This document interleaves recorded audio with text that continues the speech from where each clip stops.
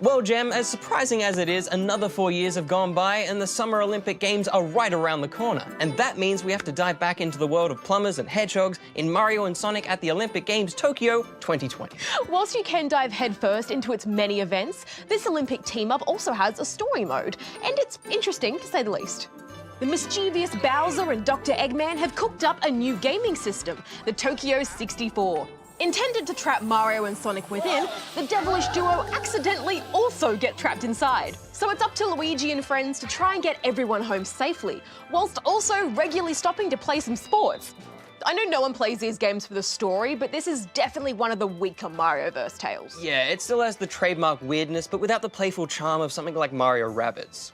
It does, however, serve as a good introduction to each Olympic event, as well as giving us a fun reason for the existence of the retro-styled games, with the trap characters competing in a number of pixel-based challenges. And there's a few story-specific missions, like climbing up the Tokyo Tower, which unlock additional secret characters. But the story mode moves so slowly, with a ton of mindless dialogue boxes breaking up the events. So I quickly found myself switching over to the game's Quick Match mode. Totally fair. Quick Match lets you choose from everything the game has to offer, competing solo or in multiplayer. There's a great selection on show, with a few new Olympic events in sport climbing, surfing, skateboarding, and karate being added to the mix as well. Almost all the events support motion controls, and there's some clever uses of the Joy-Con's capabilities. Although it's often tricky to get accurate responses from them in this game. Yeah, the motion controls barely seem to function at times. Having to stretch out to invisible handholds in sports climbing became beyond frustrating. Despite following the on-screen instructions, none of my movements seem to match up to the in-game characters.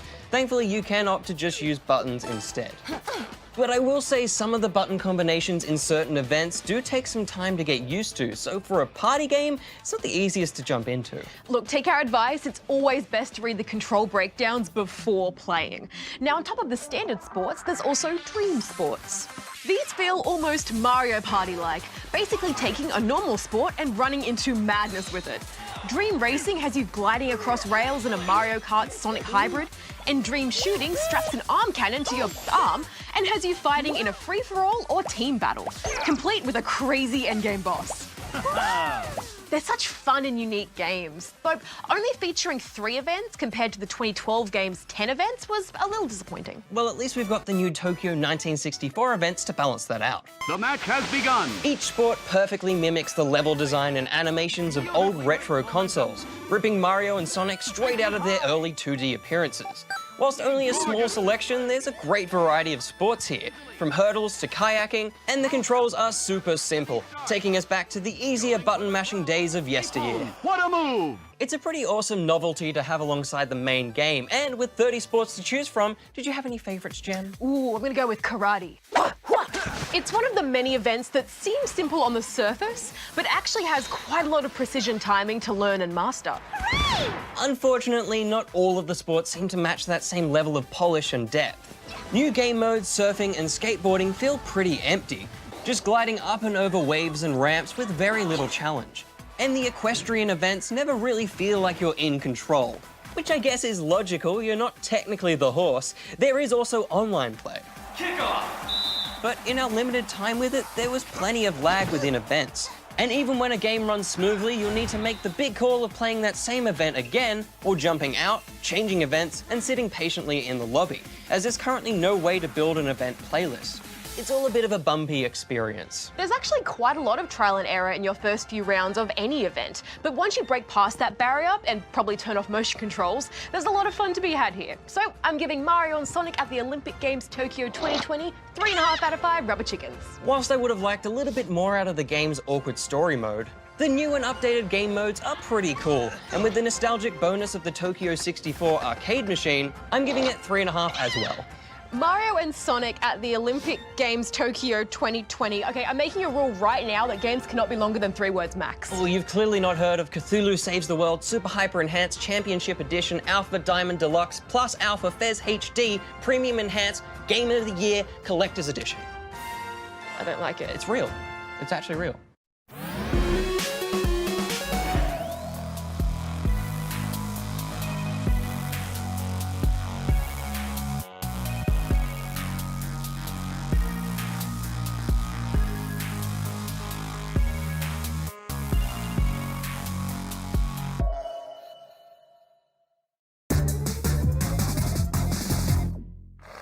Thanks, Goose. 'Twas a time long ago when Mario and Sonic were the fiercest of rivals, and the idea of them working together would have had you laughed right out of the lounge room. Yes, and yet here we are now looking at their 5th team-up, Bajo. So without further ado, let the games begin. Let the games begin!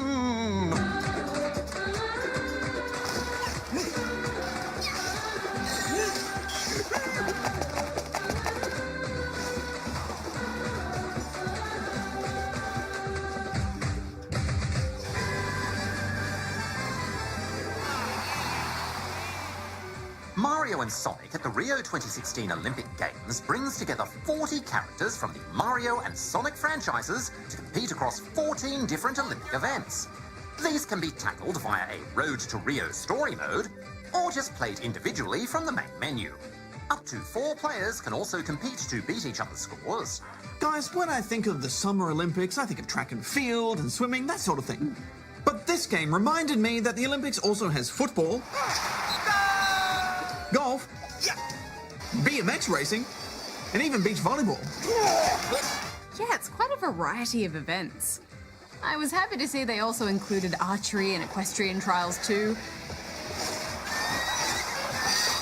When you start up an event, the game informs you if you need to use the buttons or the stylus for it. But I didn't think it did a very good job of teaching you how an event works while you're playing it. Affirmative. There are few on-screen indicators to guide you through. For example, during table tennis, knowing when to swing your paddle is largely down to guesswork based on where you think the ball is landing. The result is that the gameplay feels clunky. Exactly, Darren, and there are similar frustrations with things like timing your movements and punches in the boxing.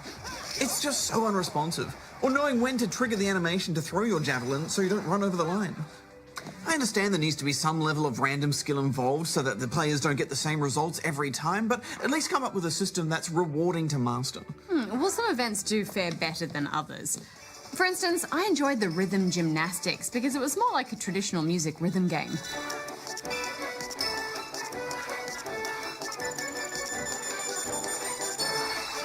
The game also includes what are called plus events. These are the same 14 events, but with a more wacky video game twist. I would argue that these are more fun than the realistic events. Yeah, some of them are. In the archery, you have to time your shots to hit multiple boos instead of a stationary target, which is more of a challenge. And in table tennis, where you hit the ball nets you points, so there's more strategy to it. These are all great ideas, but I still think the clunky controls are a bit of a problem, Darren. Affirmative. You know, I thought the golf was good though.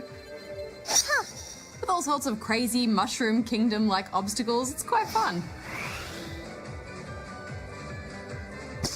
And the game does look pretty good. Characters are all animated really well, and I like the Road to Rio story mode, which makes good use of the Miis too, with some costume options and gear to unlock.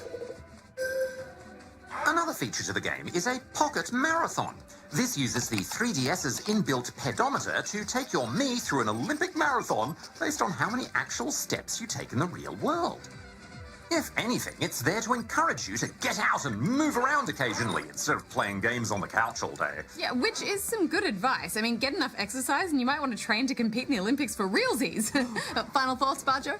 Well, I think overall this game has more negatives than positives. There's just not enough meat to it, and it's really frustrating. So I'm going to give it 2 out of 5 rubber chickens. I have to say, Bajo, I agree. I mean, the game on the whole felt quite rushed, and that was disappointing. I'm giving it 2.5.